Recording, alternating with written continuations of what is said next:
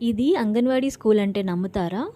10 years back ఒకసారి నేను ఒక అంగన్వాడీ స్కూల్ చూశాను. ఎంత దారుణంగా ఉండేదంటే పడిపోతున్న ఒక పాకలో ఒక నలుగురు, ఐదుగురు పిల్లలు చీకట్లో ఉండేవాళ్ళు. ఒక బాత్రూమ్ ఫెసిలిటీ లేకుండా వాళ్ళకి ఏదో పిచ్చి పిచ్చి అన్నం పెట్టి ఎంత డర్టీగా ఉండేదంటే అసలకి ఇప్పటికి అప్పుడే కంపేర్ చేస్తే అంగన్వాడీ సెంటర్స్ చాలా డెవలప్ అయ్యాయి.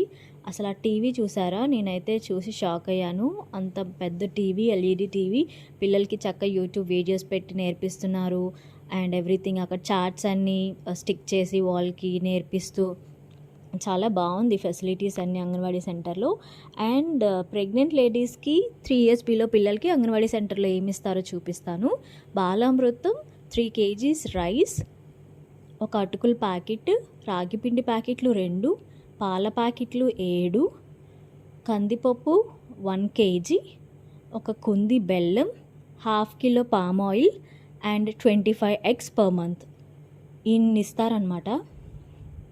చాలా డెవలప్ అయింది అసలు అంగన్వాడీ సెంటర్స్. అండ్ ఆ సెంటర్ అక్కడ ఏరియా కూడా ఇంత మంచిగా మెయింటైన్ చేస్తారంటే చిన్న చిన్న మొక్కలు పెట్టి చాలా బాగుంది, మంచిగా మెయింటైన్ చేస్తున్నారు.